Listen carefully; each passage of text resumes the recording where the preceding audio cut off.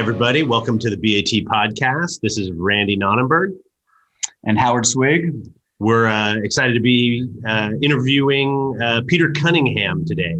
You may know Peter Cunningham from real-time racing, a lot of interactions with Acura and motorsports. He also has the real-time collection hall, which is what I think is, maybe the best Honda collection in the US. And he's listed some super interesting Honda and Acura product on BAT. And is definitely in there in the comments and discussing things. So we definitely want to get to know you a little bit, Peter. Thank you for joining us. Hey, thanks for having me, guys. This is a great podcast, and it's fun to be a part of it. Cool. Well, let's dive right in. I know you had a car listed recently on BAT, and it just finished out. It was a no reserve listing. You've been pretty bold lately with listing some things no reserve. Can you tell us about the Integra that you just had listed? You bet. Yeah, it was a four-door JDM Integra Type R, which made it rather unusual. The US spec Integra Type Rs are all three-door or hatchback units. And in Japan, you could mostly get those, but they also had a four-door model, which was called the DB8. So we found this car and brought it over here, and we thought about just keeping it for a while, but it was in such good shape. We thought that maybe the marketplace would like to see this one, so we thought we would sell it on Bring a Trailer. Fantastic. Well, it worked out. There was a ton of interest, and certainly that was the first four-door model like that we had. So it makes sense, the rarity, given that you imported it yourself.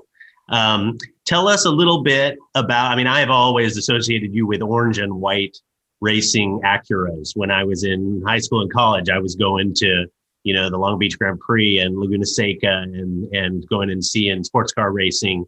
And whether it was NSXs or whichever generation they are, maybe third gen Integras that you guys were running. Always talked about on, speed vision, challenge racing and all this sort of stuff that was formative for me. And were you the guy that, started real-time racing? Is that you, or is that a partnership or something you just came in as a driver? Or tell us about your history and relationship with that team and maybe how that relates to so much Acura interaction. Sure. Yeah. Real-time actually started in 1987 when we did our first program with Honda, where we went ice racing in a road racing series that they had up in Minnesota, Wisconsin, and Ontario. So that was really the start of it. So that was 34 years ago. And we did well at that and won a few championships there. And then we won a rally championship with an Acura Integra GSR second gen. And then we started this World Challenge thing, first with Honda Preludes, and then the Integra Type Rs that you mentioned, and then other cars after that, including the first and second gen TSX, the first generation TLX, and the NSX GT3. But also back in the day there, from 96 through 2002, we had a first gen NSX that was quite successful. So yeah, we've been involved. I've owned Real-Time after founding it all along. But then along the way in my racing career, I also drove for other companies, including BMW and Nissan and others. But certainly Honda is my favorite. No, that's awesome to hear. We did a podcast a few weeks back where we talked a lot about kind of arcane and defunct racing series going back to the 70s and 80s. You just rattled off a bunch of stuff that you did. I think you did some endurance ice racing. You mentioned ice racing. I think those were like longer races. The Speed Vision Cup, golden era of Speed Vision in the 90s that Randy and I remember very well. I think you drove a Honda CRX in the IMSA Firehawk series back in the day, if I'm not mistaken. So I'd love to hear about, and you've obviously gone on to do a lot with the World Challenge event. But in those early years in the 80s and early 90s, was that kind of a full-time job for you? Was it a hobby and you had a day job? Tell us about kind of getting started in those early days. Sure thing. Yeah, I was going to college in the I graduated high school in 1980, and I started autocrossing and road racing at a club racing level.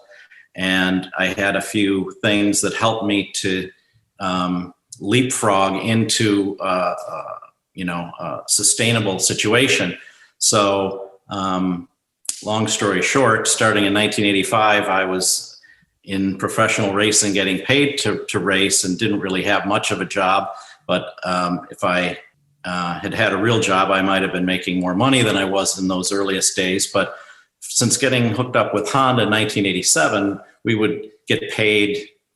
They would pay our expenses to get to the track, and then they would pay us a percentage of the prize money. But the amount of prize money that was paid was pretty significant, to where that was some real ching. So we did okay, and I was a Skip Barber instructor in those days, and just kind of did like what a lot of my contemporaries did, and what some of the younger guys and gals are doing nowadays to try to do it. But it's really a lottery and a house of cards, and you need a lot more than just a helmet under your arm to make it as a professional driver, unfortunately. No, I think most racers at every level are looking for that, what you refer to as a sustainable arrangement. It's I think a pipe dream for most, myself included. But that's cool. I mean, Honda, obviously long legacy in motorsports. I guess around that era when you were ramping up with them, I mean, they were, I think Ayrton Senna drove a Honda powered Formula One car kind of in that era. So it sounds like you plugged right in, maybe at a perfect time for what they were doing across a number of different race series. Right. All the stuff that I really did my whole career was all production based. It was not the Formula car side, certainly not Formula One, which, was something that I was a big fan of, but was nothing what we were doing. But I kind of like this production based racing, because the cars that we're racing are the real cars. And if the car is no good as a street car, it's probably not going to be a very good race car if it doesn't handle well, if it's not reliable, if it doesn't have good power. So that's why the Hondas tended to do particularly well. And yeah, we raced them in all different series, including the Firestone Firehawk and what was then the Escort Endurance Championship, later the Escort World Challenge. And then Speed, it just got, rebranded the Speed Vision World Challenge, and then the Speed World Challenge, and then eventually now the SRO World Challenge. So yeah, I just really liked that production-based stuff, and that was pretty much my whole career. Well, I loved it too, man, because you'd see cars that you recognize from the street, and you guys would have them all tricked out in race trim. And frankly, so did your competitors, right? I mean, you were running all the Honda Acura product, and you were racing against all sorts of just crazy stuff, from domestic racing against, Vipers and Camaros and stuff, and to other European sedans. And I mean, those grids back then were really unusual, to say the least, even more so than they are now. But I mean, sports car racing has always been a big mix like that. And it sounds like you did some higher horsepower cars and sort of maybe lower comparatively horsepower cars. What was that like in terms of that mix being on track in some of those real-time cars? Well, I think that the cars that I raced through the years were not really downforce cars like today's race cars are. So carrying a CRX around a corner was, there was not a lot of downforce helping you to do that. So it was just the mechanical grip based on the tire that you were on and the weight of the car and the different attributes of the car.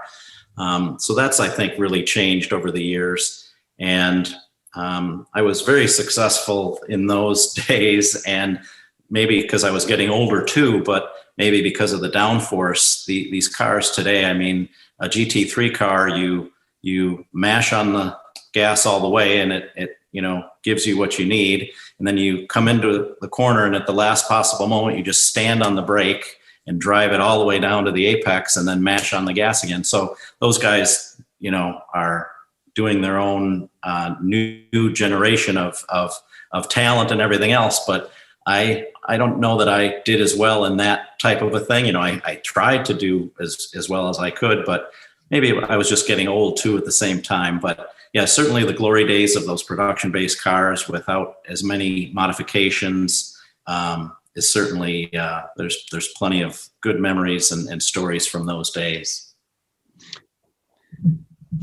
Peter, even in your at your advanced age now, I'm sure you can still wheel a little bit. How do the lap times from a young Pedro Cunningham compare to today?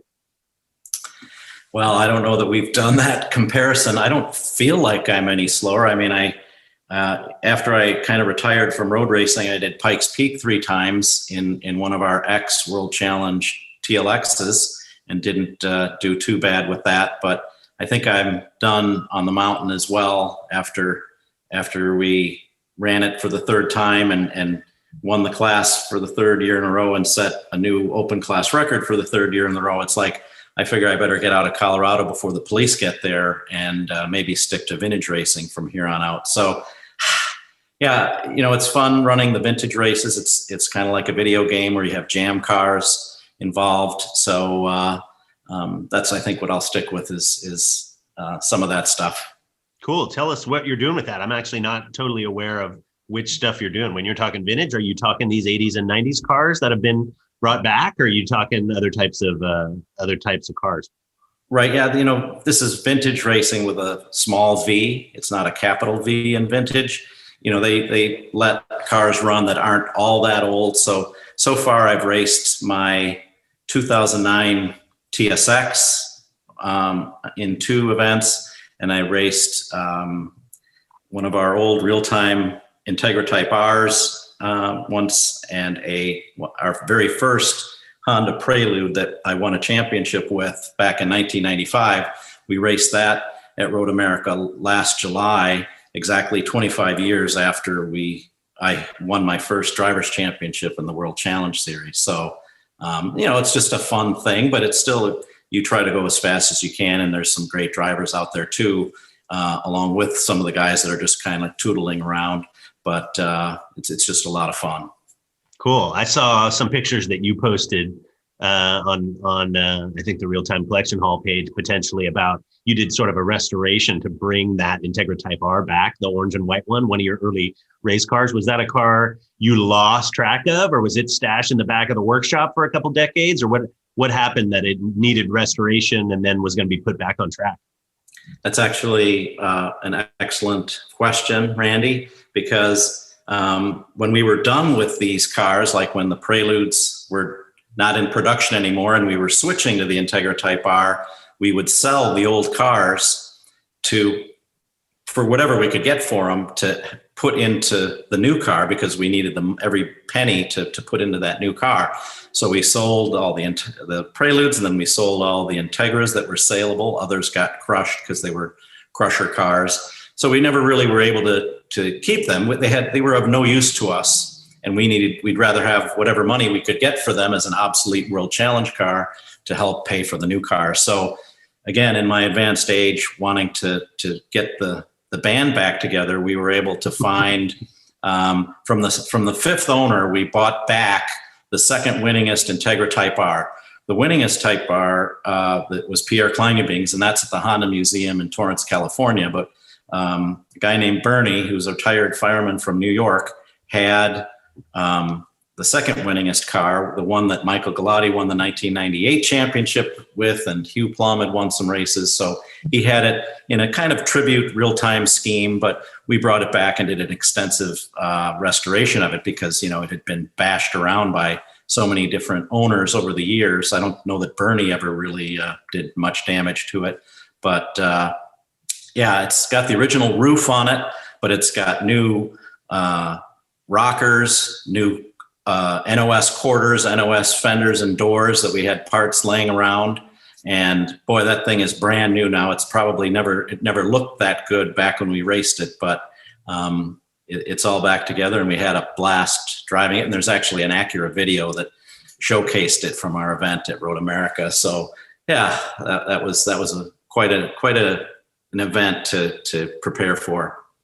Love that. I love seeing those pictures. And I remember that car from when, or that era of car from when you guys were racing them and lining up all those podiums. I think I may have been cheering for other cars at the time, but you guys would always take the podiums every single time. So It was kind of funny, but I'm glad you brought that back. Are you guys outliers in the fact that you're bringing cars like that back and want to? Do you have anybody to race against? I mean, are they bringing any of the other cars back to race against you, or are you guys, since they were the podium cars, kind of the only ones resurrecting and restoring race cars from the middle 90s to put back on track? There's actually a group of guys that have a little thing called Historical World Challenge, and there's some Stasis Audis out there, some Bimmer World BMWs, and different makes from different teams. So no, it's a big deal, and there's a bunch of them out there now. At the vintage races, they're not necessarily all there, so you're racing against other categories of cars in multi-class groups, but that doesn't mean that you don't try to beat them. That's very interesting. Yeah, Peter, you've been a very active buyer, seller, and commenter on BAT over the years. Obviously often with really great Honda Acura stuff, but I think you sold an MGTF semi recently. You had an early 70s GMC truck. So I know you're a collector. I'm not too familiar with what's all in the garage. I think we'd love to hear kind of what direction the collection has taken, what great Honda Acura stuff you have, and what else do you like to play with? Well, I made a statement to myself that I'm only going to buy old Hondas from now on, but then there's certain other cars that happen to become available that it's like, oh, I have to buy that. Like I would still look for a 70s Corolla, 4-speed, stick rear end, whatever that 1600, single cam, that would be cool. An old RX-3 would be cool, or an RX-2. But no, I did have that GMC pickup. The MGTF that you mentioned was actually my wife's father's car that he bought on Christmas Eve, 1955. So it's been in the family, for 65 years. So, I don't know anything about British cars, except for, the evidence that they leave when you move them from one part of the garage to the other. But, we didn't really have a need for that one anymore, so we let that one go. I do have a couple cars that I would never sell. Things like I have a 1971 Vista Cruiser. I've got a 71 Buick Skylark Resto Mod convertible that I might sell someday. So I have a few eclectic things, but now it's mostly all old Hondas and Acuras. And where does that alliance or obsession come from with Honda? I mean, obviously they've supported your racing. You probably know different individuals working for the company, and it's taken real time to great heights. But was there something when you were a kid, or is there some turning point, or what's the thing that glues you to the Honda and then Acura brand so tightly? Well, I almost had my first Honda as my second car. I had a 1979 Civic on order, but they couldn't deliver it because in those days they were just, the supply wasn't there, and you can't tell them what color you want, and you take it or leave it when they finally give it to you. Well, I got impatient and ended up with a Datsun 310 GX that had a Targa band on it, which was kind of cool, but it was not a Honda either. And so I didn't end up getting my first Honda until a few years later. But before I bought my first Honda, I actually drove my friend's CRX around an autocross, and I'm like, whoa, this thing is fantastic. So then I committed to buying a 1986 Civic Si and kind of really fell in love. I had been a Mazda guy before that. I had had a few RX-7s that I had started my career road racing in, and an RX-3 SP. But I don't know, there was just something about Honda in those early days. And then with the success from racing, it just kind of stuck. But, I like other cars too, but for sure the Hondas are always going to be with me. Yeah, cool. I don't blame you. It's an interesting mark. My family was a Volkswagen family, and so my sisters drove GTIs, and then here comes the Integra, right? And that's what started to shift. I mean, so many of the German cars were kind of beat at their own game by Honda and Acura product. I got my first speeding ticket in my grandparents' Accord, the flip-up headlight Accord in, 86, 87 Accord, whatever that was, with a 5-speed in it. That car drove great and apparently fast enough to get me a good ticket. And then my sister had a GTI, but then my dad kind of changed his tune, didn't like repairing those so much. So she got a Gen 2 Integra that I got to drive a little bit after I turned 16 too, right? So I had hands-on experience with those while you guys were tracking them and doing all sorts of stuff and driving the Inspiration and some of the Acura advertising in print mags and stuff back then. I had real-time cars in it and that sort of stuff. So anyway, the Honda journey for a lot of people, some people may have been really in on the early stuff in the 60s and 70s. My family was not, and I certainly was not around to do that. But come, the introduction of the first gen Integra and Legend and all those cars, they started to be so prevalent and really just do such a great job with design and performance that it's no shock. It's no wonder that so many people, and I think so many of our users, have a personal sort of legacy relationship with the brand. And that's one of the reasons I wanted to get you on to talk about it, just because what you've done, I think, has been a meaningful part of Honda and Acura's presence in the US for probably a lot of people that are listening, certainly for me. And then seeing what you're doing with this real-time collection hall, I want to talk to you about the collection hall, because I'm also familiar, you mentioned it earlier, with the other Integra race car that the American Honda has their own sort of facility with some pretty amazing examples. But these cars that you're starting to get, whether they're low mile or really quintessential spec Honda product, you're kind of putting into the collection hall. And I've seen pictures of it with, cars stacked 3 high that are really the ones to have. Tell us, why you're doing that, why you're kind of structuring it how it is. Is it gonna, be 5 or 10 or 30 cars forever? Or do you want to, grow that into a larger collection? Or what is your vision and sort of plan for the collection hall? Well, how it started was just I was going to get old Hondas that had some significance in my racing career. So that would have been first and second gen CRXs, fourth gen Prelude, things like that. The Integra Type R, of course. But then one day, a first gen Honda Accord came along, and one of my friends said, "Oh, you got to buy this Honda Accord." And I'm like, "No, I don't have to buy this Honda Accord. That has nothing to do with my racing career." And then I started looking at the pictures, and it's like, this thing is incredible. So it's like, okay, we'll buy that one, but no more historical racing real-time cars. But then after that, things maybe got a little out of hand and we just went berserk. But there's about 60 some Hondas here, and we do claim to be the largest privately held collection of Hondas in North America. And we haven't found anybody else quite as silly in the rest of the world either. But we've got a very eclectic selection of cars. We certainly don't have one of everything, and there are a few that I would still like to get, but I'm not going to talk about those because I don't want to have to pay more than what. If someone knows I need it, they might want to charge me a little bit more. But just a fun collection and some with great historical significance to the company.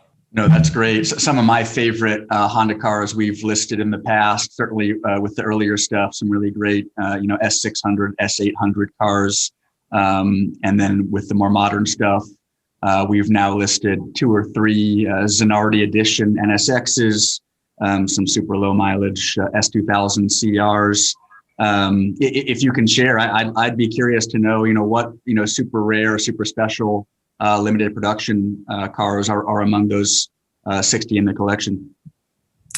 Well, I would start with the most significant in that it was the very first 4-wheeled Honda, when Honda was a, 15-year-old company that started by bolting small engines on bicycles. They produced what's called the T360, which is a little K-class pickup truck with the big H on the nose, if that strikes a chord with some of your listeners to know what that looked like. That's a very cool car. They made 108,920 of them, but there's probably less than 100 left in the world, and ours is the only one in North America as far as we're aware. So that's a really cool piece. They were all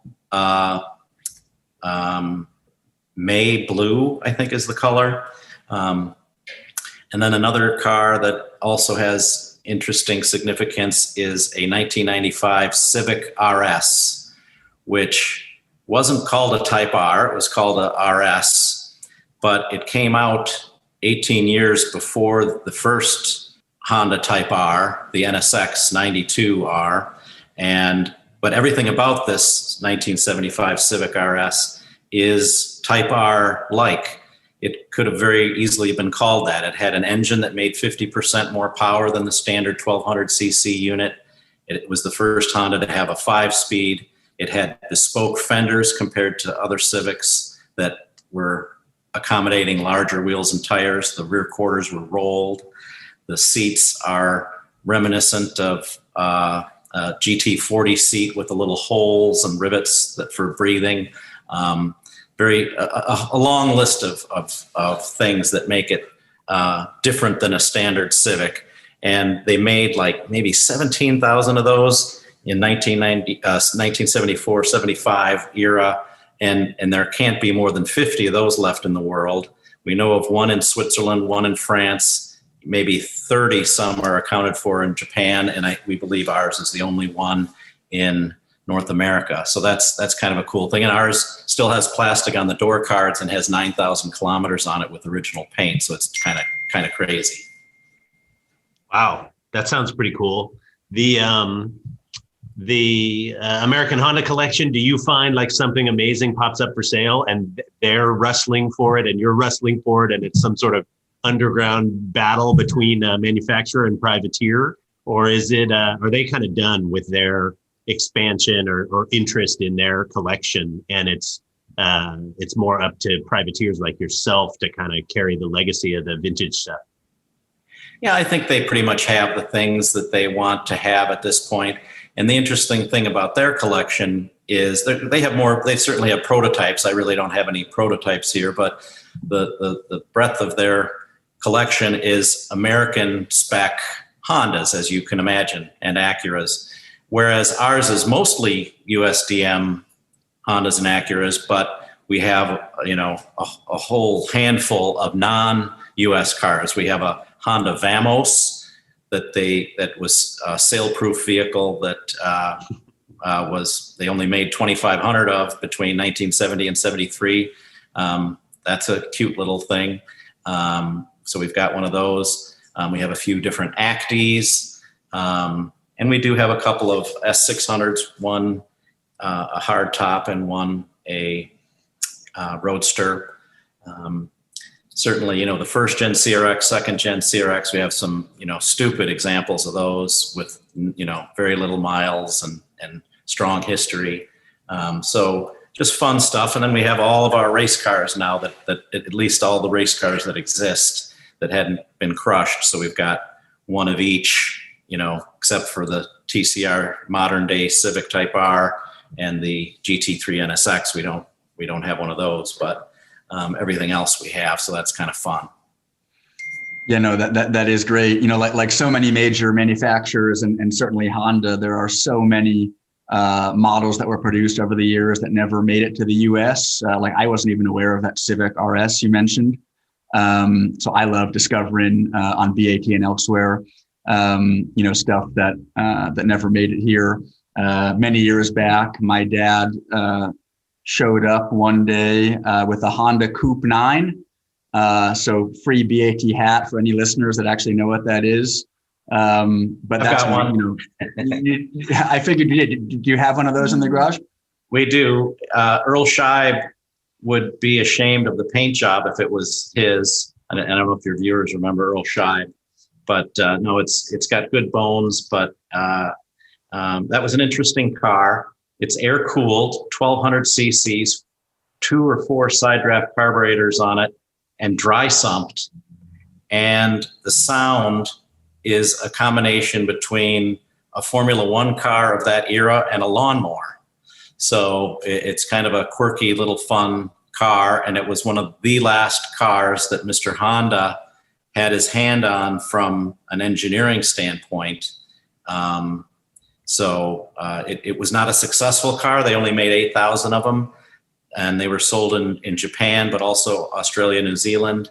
And it was just too expensive compared to what the competition had. So it didn't really do well. There's at least a handful of them in North America, and they're kind of cute. They look like a combination of an Alpha and a Firebird of the era on the front end.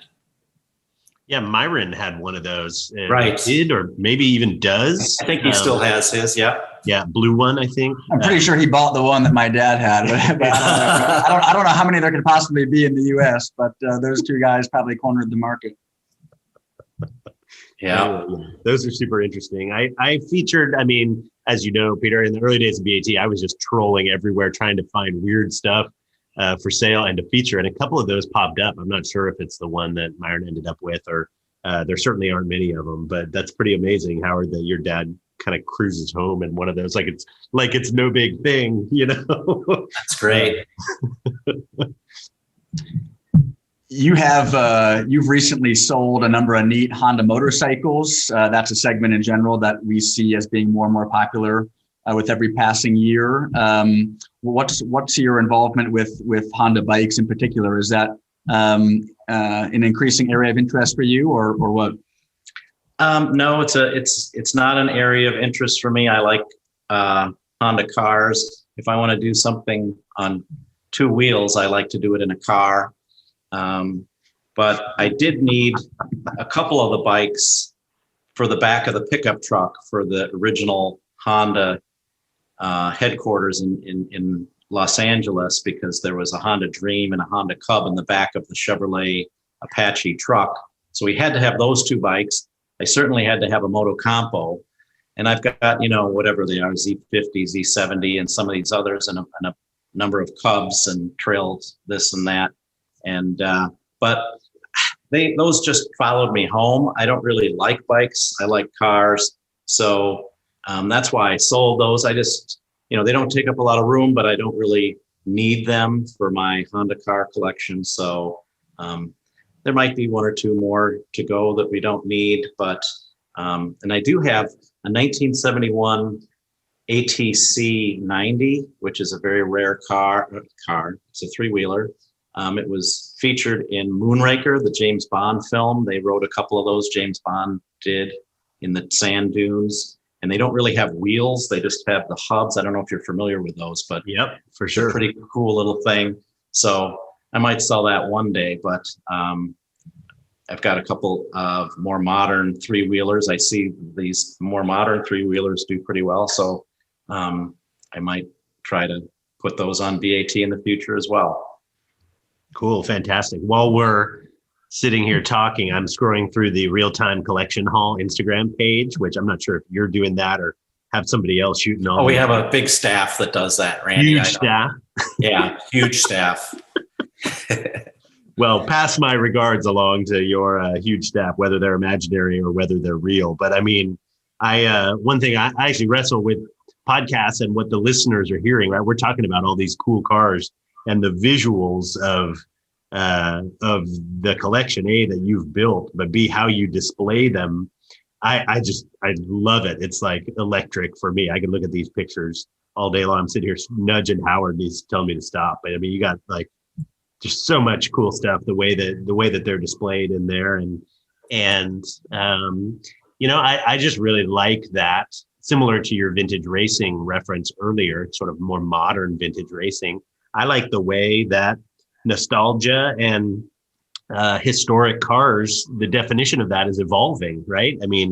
When I in the 80s and 90s, when I was younger, like talking about vintage cars meant tail fins and pastel colors and Mustangs and all that sort of stuff. And now looking at, this 91 Prelude with 4-wheel steering in your collection, I mean, that's a 30-year-old car, right? So, I mean, it's older than, enthusiasts that followed BAT were born after that car was, right? And it's a 91 Prelude. So I just think it's super cool how you, and many others too, but you are just sort of helping to bolster that continually modernizing and evolving definition of collector cars. Right. It's interesting how that works, but I do like the 60s American cars, particularly the GM cars and the Fords, not so much the Chryslers,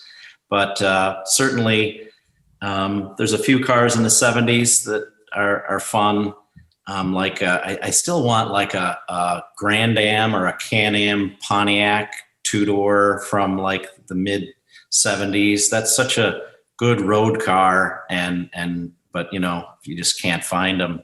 But really, starting in the mid to late 80s into the 90s and the early 2000s, that's certainly a group of cars that really were in an expanding performance situation after the whole fuel crisis in the early 70s. And by the time 1980, 1980 isn't necessarily the best year from any of the manufacturers for what they were putting out in and around that year compared to what they started to produce in the years subsequent to that. So certainly that's where things really hotted up, it was in those later 80s and then into the 90s and into the 2000s as well. So that's certainly my era. And I think a lot of people my age and even 20 years younger than I would be also interested in it. And I think we've seen that on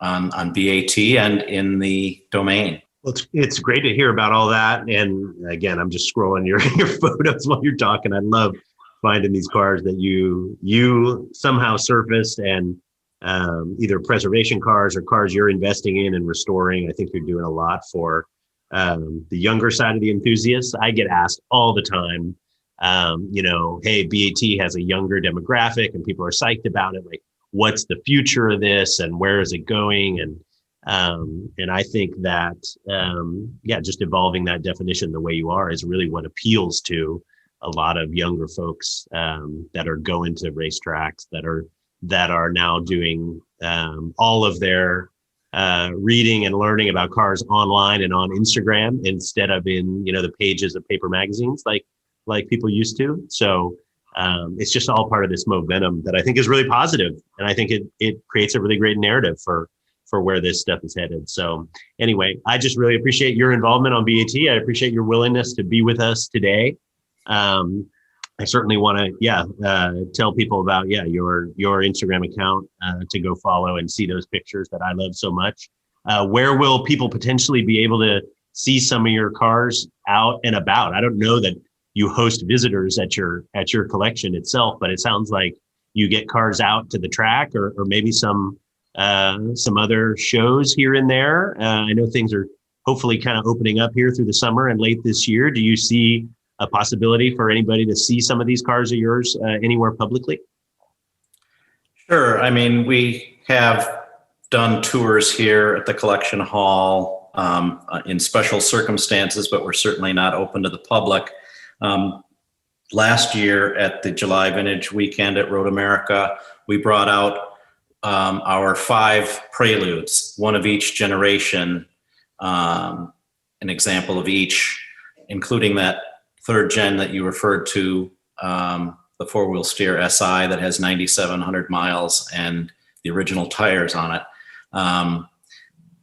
This year, I don't know exactly what we're going to have at Road America for July Vintage, but we might be at the Spring Vintage and the July Vintage this year.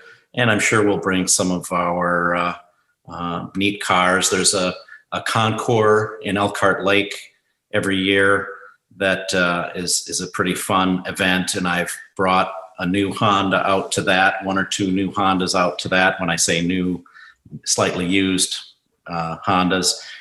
So I'm sure we'll do something with that. And we go to the local car shows, and I enjoy, going to other shows where my cars aren't, to see other people's cars, because I can appreciate non-Hondas as well, and enjoy going to any of these car events and seeing my friends there and meeting new friends. No, I was at the Elkhart Summer Festival maybe 3 or 4 years back, and remember walking around on the Saturday night and came across a super cherry low mile NSX that had your name on the windshield. You had a few other cars there that year as well, I think. But no, Peter, yeah, certainly you of all people keenly understand my love for Spotted Cow and the glorious Wisconsin countryside. Yep, I prefer Two Women to the Spotted Cow, which is another New Glarus product, not to scare your listeners. But everybody loves Spotted Cow, and it's like Coors beer in Smokey and the Bandit, where people try to get it. After an event a few years ago, a friend of mine liked it so much, I had to go to the store and buy a styrofoam little travel pack that was specifically designed to carry, fragile bottles, and got 2 12-packs of Spotted Cow and shipped it to him. And, he's definitely my friend. Fantastic. Well, I'll have to forward you my address. Sounds like they need to get on that care package list. We'll see. I would never do that again because it's illegal. You can't. Oh, right. You can't take Spotted Cow out of Wisconsin. Oh, is that the rule? Okay, well, I got to come to Wisconsin then. You've also been very gracious recently, reaching out and saying, anything we can do at Road America, maybe we can get together and do some fun things. We certainly want to be back there with BAT and with BAT alumni gatherings and the BAT community. Anything we can do to get to spend more time at that track and with people like yourself would be a ton of fun. So, Peter, thank you so much for your time. Really fun to talk Hondas and the rest of the context of your automotive life. And thanks for being on BAT. You bet. And thank you very much for myself, but on behalf of the BAT community, thanks for what you guys are doing to improve productivity in the workplace every afternoon, or whatever it is that you're doing over there. But no, we really appreciate the job that you guys are doing. And boy, what did we do before BAT? This is fantastic. So thank you guys very much. You bet. Thanks. We'll talk to you again soon. Take care. Bye now.